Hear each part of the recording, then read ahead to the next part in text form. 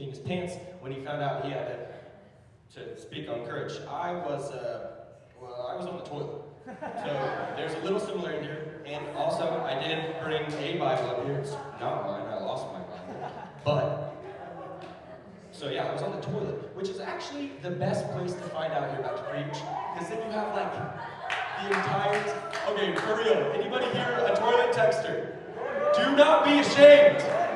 Come on, Josh Spivey, Adam, yeah, my brothers. Okay, I'm gonna be real. I'm a toilet texter. I received the text on the toilet, I read the text on the toilet, I responded to the text on the toilet. And then the rest of it, I mean, it's just a great place. Your hands are free. It's just, I mean, it's good. So, and I'm on my throne, right? I'm on my throne. I'm thinking about what I'm going to talk about, and I'm just rolling through all these thoughts and like, oh, Lord Jesus, help me. I'm trying to think of like I was really, honestly, I was just trying to think of a cool story where I was really courageous so I could be like, check out my courage, people. Yeah, but yeah, so I actually got probably the most amazing story you guys will ever hear. I single-handedly stood against the evil. Okay, I was 14 years old. I was a freshman in high school, and I was hanging out with my friend's house. By the way, please, nobody do anything about what you're about to hear. I mean, this is ridiculous. I'm hanging out with at this kid's house, and he's a total stoner. And I knew the Lord, I knew He existed, but I wasn't exactly like following Him real all that well. But I'm hanging out with this total pothead, just like, he is, typical stoner. He's staring off at the ceiling. I'm playing Xbox. His mouth is dry, and he's a total atheist. Like, just always is bashing on God. And I knew there was a God. And he asked me, he's staring at the ceiling, just so like right out of the movie. I wonder if there's a God. And I like paused my Grand Theft Auto or whatever I was playing. And I'm like, yeah, there's a God. And he's like, no, man, there's definitely not a God. And he starts talking about all the terrible things in the world and all that, and blah, blah, blah, blah, blah. One thing leads to another, and eventually he grabs some boxing gloves, and he's like, if you fight me and if you win, I'll believe there's a God. So I was like, yeah, this is actually a true story. I was like, yeah, I'll do it. And as a freshman, I was like 5'10", 120 pounds. So imagine a stick or a twig. That's my body type. I'm not strong. I'm shriveled and weak and tall and awkward. I'm really awkward. And so I'm like, yeah, we'll fight. Yeah. And basically, long story. That's rather embarrassing. Short. I got punched in the face. Landed on the ground with tears like it was the Nile River pouring out of my face. Dude, definitely beat me. Did he prove there wasn't a God? No, but definitely I wanted to go work out or do something. So, obviously you don't have to be like a genius to discover that wasn't exactly a picture of courage. That was foolishness at its peak. The height of foolishness in my life was right then and there. And I was just thinking about, so then I was like, I can't use that in my message. Did you see that? It was a trick. I can't use that in my message. God, that is encouraging. That's ridiculous. And I'm just kind of thinking around, and I'm thinking about, what exactly is courage? And I'm like, well, everybody fears, right? We all have fear. Is there anyone in this room who's never feared? Because you can take the microphone and you can finish it off, Nobody here, not even Pastor Trevor, has not feared. There's fear in all of our lives. Whether you're afraid of feet, like Trevor Engerman, wherever he's at, yo, dog, I was. Whether you're afraid of germs, I also was. Whether you're afraid of heights, I also was. I had a lot of issues growing up. And, or those fears, they're kind of funny, we laugh, haha, but there's real fears out there too. Statistically speaking, there's people in this room who are literally afraid of the dark. 18 years old, 17 years old, and it's not like a funny thing, that's like a real thing, And there's people who are literally afraid to go home. Can you imagine that? Because their house is like, it's that messed up. They're afraid to go home. And so I'm thinking about, so if we all fear, so does that mean no one has courage? If we all fear, does that mean no one has courage? God said no. Courage is not the absence of fear. Courage is what you use to overcome your fear.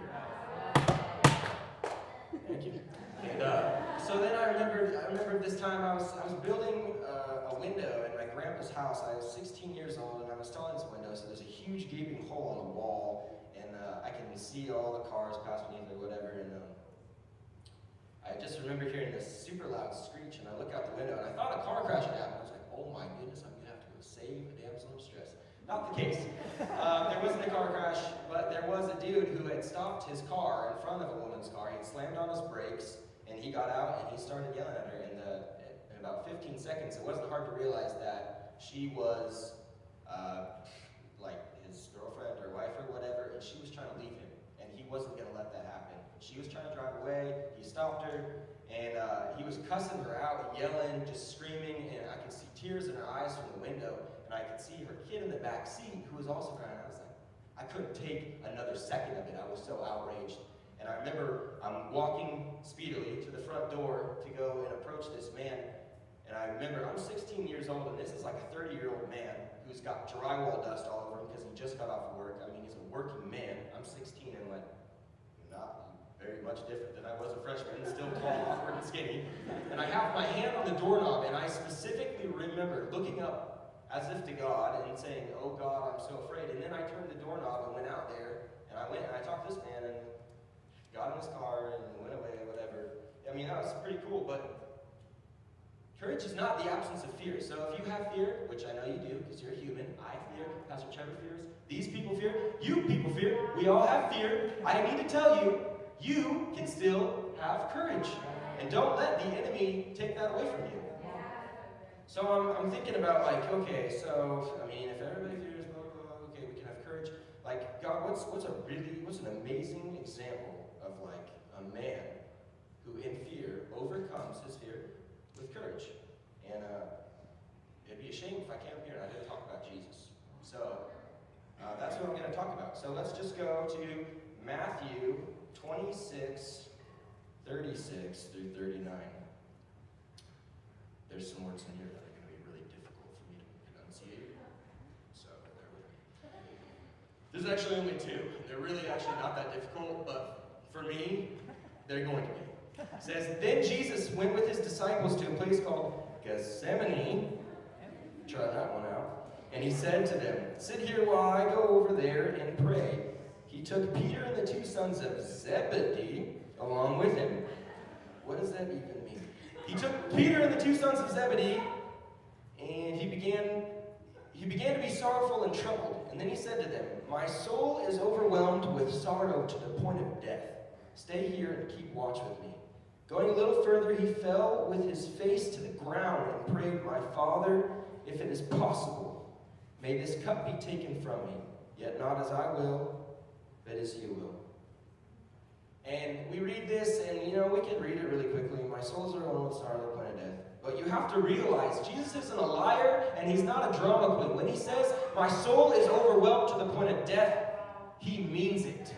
He means it, people. And like that by itself, like, so we have to, we think like, what exactly is it that is like so freaking terrible that he's about to die from sorrow? And says my stoner friend. And you say, well, let me enlighten you, stoner friend. And you go and you realize that this is just moments before he's taken to the cross where he is to die. So that by itself, yeah, it's pretty bad death.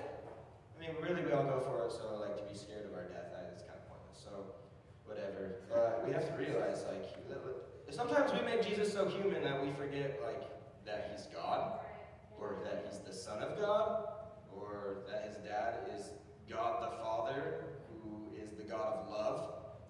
And Jesus, when he died, he took on the sin of mankind as his flesh. And he died, and he took your sin, and he took people who don't even believe in God. He took their sin, and he hung on that cross. And what that means, see, sin has always and forever will be being separated from God. Now, Jesus in his existence, which has been eternal, had never been separated from God, the Father, who is love, in his entire existence. And when he takes on sin, he's not just dying on a cross, he's being separated from God for the first time in his existence. That's crazy. That's crazy enough that you would fall on your face and you would say, my Father, if it is possible, may this cup be taken from me.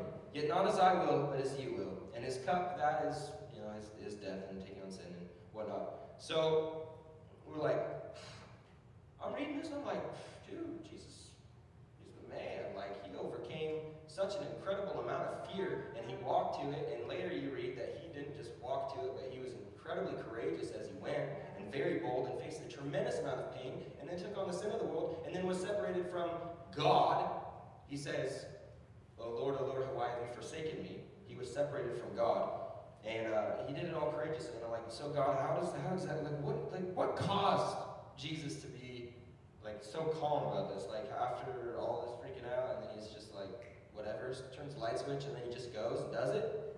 I'm thinking about this, and I'm like, okay, well, I'm going to read again. So I read over, my Father, man, I'm really bad at losing where I'm going here. My Father, if it is possible, may this cup be taken from me, yet not as I will, but as you will. So he starts out and he says, my Father. See, he knows God. It's his dad. Just knowing God could be the solution to your fear. Just knowing him as the Father, as love, it can help. And when you know God, you're going to get to know his will. And it says right here, yet not as I will, but as you will.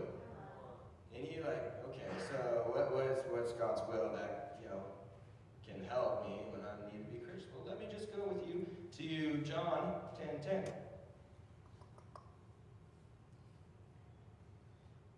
This is Jesus' words.